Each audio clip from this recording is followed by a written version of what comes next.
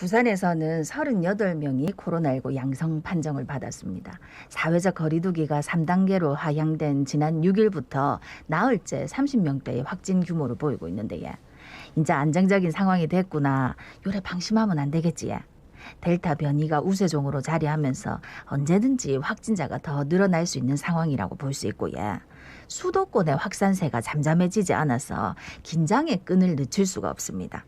오늘도 코로나19 상황 진단해 보겠습니다. 예, 대한가정의학회 코로나19 비상대책위원 동아대학교병원 한성호 교수 전화 연결돼 있습니다. 안녕하십니까? 안녕하십니까? 예, 안녕하십니까? 예, 부산의 코로나19 신규 확진자 수가 38명. 야, 38명.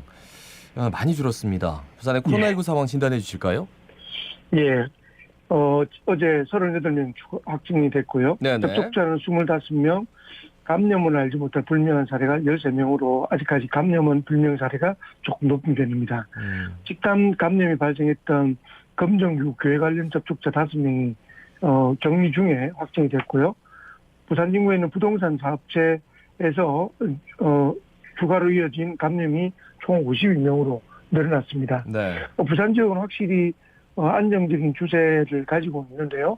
부산 근교인 경남에는 77명, 울산은 70명으로 그래도 저희 부산에 비해서는 주위에서 이렇게 상대적으로는 확진자가 숫자가 줄게 되기 때문에 우리가 경남, 울산에 이런 여러 접촉의 가능성이 많기 때문에 여전히 조금은 안심할 수 없는 상태라고 생각합니다. 예. 부산시에서 국비 지원 받아가지고 서구에 있는 366 부산병원에 국가지정 입원치료 병상 설치했다고요? 예, 이 부분이 이제 국가지정 입원 치료 병상뿐만 아니라 감염병 전담병원 같은 입원을 위한 병원이 이게 확충되기가 쉽지가 않습니다. 이유는 뭐냐면 여러 가지 시설적으로도 준비를 잘해야 되고요. 음압 병상이라든지 여러 가지 준비를 많이 해야 되는데요. 이번에 36병원에서 치료 병상 13병상을 준비를 해서 코로나19의 중증도 환자 치료를 위한 그 병상으로 운영된다는 점에서는 지금 중증도 환자가 조금 늘어나 있는 부산 입장에서는 좋은 소식이라고 생각됩니다. 그러니까 늘어나 있든 어쨌든 간에 뭔가 병상이 그러니까 미리 대비를 하고 있다라는 사실은 굉장히 중요한 사실이기 때문에 한번 짚어드렸고 지난 8월 30일부터 9월 5일까지 나온 총 확진자의 42.2% 그러니까 187명 한 50% 가까이 되죠. 전원 검사를 했는데 전원에게서 변이 바이러스 거의 100% 짚어주실까요? 그렇죠. 지난주에 이 델타형 바이러스 검출률이 95.9%였는데 이번 주는 델타형 변이 바이러스가 총 187명 중에 185명이니까 98.9%입니다. 그러니까 거의 대부분이 델타형 바이러스고 확진자 2명에서만 감마형이라고 불리는 브라질 바이러스인데 이 감마형 2명은 해외 입국자의 접촉자이기 때문에 사실 이제 지역사회 감염에서는 거의 100% 이제는 델타형 변이가 주변이다, 주종이라고 이야기할 수 있고요. 근데 이 부분은 이렇게 이야기는 뭐냐면 이제 델타형 변이가 지역사회 감염의 주종뿐만 아니라 그만큼 확산세가 강하다라는 것을 반증하는 결과입니다. 그렇다면 어떤 점을 더 주의해야 될까요? 누누이 제가 여러 번 말씀을 드렸지만 단순하게 이제 전파력이 높은 게 아니라 중증도도 상대적으로 높아지고요. 가장 우리가 이제 걱정을 하는 백신의 효과를 돌파 감염을 일으킬 수 있는 확률을 높이는 바이러스라는 측면에서는 저희가 항상 단계를 이야기하지만 이 단계를 무력화할 수 있는 그런 언제든지 그런 부분이 있다, 걱정 우려가 있다라고 생각되는 거죠. 그 부산에서 코로나19 화이자 백신 접종한 50대 남성 이 소장이 괴사하는 일이 발생을 했습니다. 이 남성의 아내가 생명이 위태롭다라면서 이제 청와대 국민청원을 통해서 억울함을 호소하기도 했는데 걱정입니다. 이거 어떻게 봐야 될까요? 네, 이 부분을 조금 설명이 필요할 것 같은데요. 이제 1일 날 오전에 어떤 개인 의원에서 화이자 1차 백신을 접종하고 난 뒤에 오후부터 복통, 구토, 혈변이 있어서 다니던 병원이 신장내과를 다니고 있었다고 합니다. 이유는 이분이 오랫동안 당뇨를 앓고 있고 그 결과로 복막투석이라고 혈액을 깨끗하게 하는 치료를 오랫동안 받았다는 거죠. 처음에는 장염인 줄 알고 입원을 했는데 증상이 심해서 CT를 찍었더니 소장이 괴사가 되었다라고 진단이 돼서 이제 큰 대학병원급으로 와서 응급 수술한 그런 케이스인데요. 이제 문제는 이제 이분이 오랫동안 당뇨를 앓았고 복막 투석을 했다고 하면 의학적으로는 혈관이 좋지 않은 건강하지 않은 분으로 판단이 됩니다. 예. 근데 이런 분들은 언제든지 혈관이 이제 소장괴사의 경우에도 혈관이 경색이 됐다고 하죠. 피떡이 혈관을 막아서 예, 예. 소장 일부가 소위 죽어 이제 괴사하는 그런 케이스인데 이제 이런 분한테는 언제든지 이런 상황이 있을 수 있는 사실 고위험군에 해당됩니다 근데 문제는 하필이면 이게 백신을 맞고 난 뒤에 이런 부분이 있기 때문에 사실 이 아내 입장에서 굉장히 안타깝고 네. 정말 우려가 된다고 생각이 되지만 이걸 이제 인과성을 밝히기에는 참 쉽지 않은 부분이 있습니다. 그래서 앞으로도 이제 언뜻 화이자 백신을 맞으면 조장괴사라고 생각하는 게 연관될 수도 있지만 이제 의학적인 측면에서는 고위험군에 해당되는 분이라 이걸 인과성을 밝기가 굉장히 어렵다라고 이게 판단이 되고요. 그렇지만 어찌되었든 간에 백신을 접종하고 난 뒤에 이런 안타까운 일이 있었기 때문에 이런 부분에서는 앞으로도 좀 이게 계속적인 이슈가 될 것 같고요. 네네. 현재로는 수술을 하고 일반 병실로 옮겼기 때문에 어떤 급한 상황은 조금 벗어나지 않나라고 조금 그나마 다행이라고 생각됩니다. 예, 모쪼록 해체하셔야 될 텐데 참 걱정이 많으시겠습니다.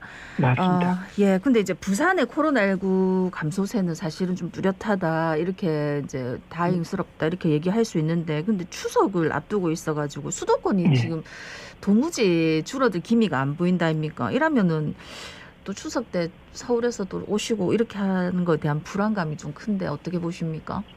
맞습니다. 이제 전국, 이제 부산은 안정세지만, 이제 수도권이 지금 확산세가 진정이 되지 않고 있습니다. 예. 8일 기준으로 신규 확진자는 2,050명인데, 수도권 확진자가 1,476명, 73%입니다.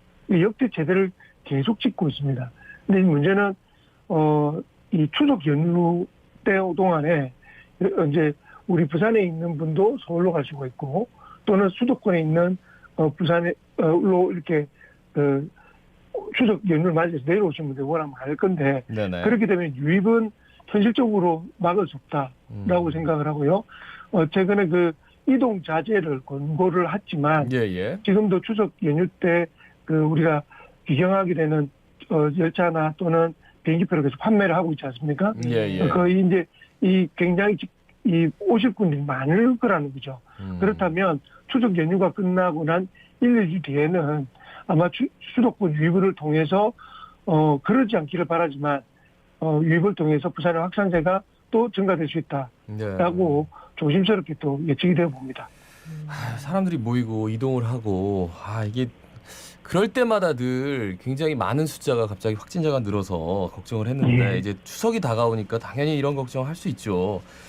그 식품의약품안전처가 국내 개발 코로나19 치료제죠. GLS1027 이게 맞습니까? 이렇게 발음하면 맞아요? 예, 맞습니다. GLS1027입니다. 이상 임상시험 계획을 승인했다라고 밝혔는데 이걸 뭐 어떻게 봐야 될까요? 어떤 상황인가요? 여러 가지 약을 개발하고 있는 와중에 예. 코로나19의 치료제나 또는 예방약들로 또 이렇게 개발 추진한 약들이 많은데요. 지금 이제 이건 원래는 면역 조절제입니다. 먹는 캡슐형 물질이기 때문에 좀 더 관심이 많은 것 같고요. 이제 일상은 이제 건강한 사람을 대상으로 안정성이 있는지, 먹어도 크게 부작용이 없는지를 주로 보는 거에 반면에 이상은 이제 효과를 주로 보는 이제 임상인데요. 이상 임상을 곧 허가가 되었다라는 측면인데 사실 이제 이 부분이 아직까지 이제 2상, 3상, 4상 같은 많은 단계가 있어서 실제로 우리가 임상에서 쓸 수 있는 약물로 개발되기에는 아주 너무나 많은 사람들이 있습니다. 그렇지만 고무적인 것은 우리나라에서 적극적으로 계속 이러한 약물들을 개발하고 코로나19 치료를 위해서 사용하고 있다는 점은 굉장히 고무적이라 생각됩니다. 그 수많은 약들이 정말 2상까지 갔다가 3상에서 엎어진 걸 너무 많이 봤기 때문에 맞습니다. 아마 우리 국민들도 다 이해하고 있을 것 그러니까 같아요. 다 염원하고 있는 거지. 뭐 지금 뭐 외국에서 뭐 개발하고 있는 약 같은 경우에 뭐 엄청나게 비쌀 것이다. 뭐 이런 것도 있고 하니까 어쨌든 간에 우리 이번에 참 잘 돼가지고 우리나라에서 그러니까요. 개발한 약이 치료제가 되면 얼마나 좋을까 하는 바람을 다시 한번 가져봅니다. 예. 지금 이제 이 델타 변이가 뭐 전 세계적으로 우세종인데 미국 같은 경우에 어린이를 비롯한 미성년자 확진이 계속 급증하고 있다 하더라고요. 우리나라도 델타 변이가 우세종인데 어떻게 보십니까? 맞습니다. 최근에 이제 한 주 코로나19 확진 받은 미국의 네. 어린이 숫자가 25만 명이라고 합니다. 한 주 동안. 근데 6월 달에는 8천 명대였는데 예. 거의 30배나 이게 증가가 됐거든요. 근데 이게 이 부분이 결국 델타 감염이 원인이다라고 파악이 되고 있고요. 근데 이게 최근에 8월 달에 이 정도로 폭증을 했다는 뜻입니다. 근데 이제 이게 지금 경남 특히 양산의 경우에도 유치원 초등학교 관련 지금 확진자가 총 이제 47명으로 돼 있기 때문에 이런 부분에도 우리나라도 굉장히 가까운 부산의 주위에도 이런 일이 생길 수 있기 때문에 걱정되는 부분이지만 그래서 이제 어린이용 백신 승인을 좀 빨리 해야 된다. 이제 결국 어린이도 접종을 해야 된다라는 요구가 계속 되어지고 있습니다. 그런데 이제 어린이용 임상을 하기가 쉽지가 않습니다. 이제 어린이들은 부모가 동의도 해야 되지만 어린이의 혹시 이런 과정에서의 부작용이나 건강상의 문제가 생긴다면 성인보다 훨씬 더 좀 위험할 수도 있고 조심스러울 수 있는 부분도 있기 때문에 그렇지만 코로나19 상황이 워낙 위중하기 때문에 미국에서는 임상이 진행되고 있고요. 뭐 아마도 늦가을이나 겨울쯤 되면 아마 5세에서 11세를 대상으로 한 어린이 백신이 승인되지 않을까라고 예측하고 있습니다. 아이고, 저희 너튜브로 파이자 백신 맞고 일주일 후에 무릎과 발목에 멍이 나타나고 생리 끝나고 5일 후에 부정출혈이 나타나서 내과 진료받고 기다리고 있습니다. 나이가 25인데. 치료가 맞습니다. 없이 괜찮아질까요? 이렇게 물어보셨는데. 지금까지 수많은 접종의 부작용 때문에 제 외래로 오신 분 많거든요. 근데 다행스러운 건 이런 부작용 대부분이 보름에서 늦어도 한 달 사이에는 거의 대부분이 좋아졌다는 겁니다. 그래서 이제 우려하는 심각한 부작용이 아닌 경우에는 이제 부작용은 잘 지켜봐야 되겠으나 이 관련 부작용은 다행히 곧 좋아지더라 대부분이. 그래서 너무 걱정하지 마시고 대신에 늘 다니시는 병의원에는 꼭 가셔서 진료는 꼭 보시도록 권유드립니다. 진료는 봐야 된다. 괜찮아지겠지 하고 있으면 안 된다. 그렇죠. 하지만 대부분의 사례는 괜찮아졌지만 이거는 뭐 알 수가 없는 거니까 말이죠. 맞습니다. 말씀 잘 들었습니다. 고맙습니다. 고맙습니다. 고맙습니다. 자, 대한가정의학회 코로나19 비상대책위원 동아대학교 병원 한성호 교수였습니다.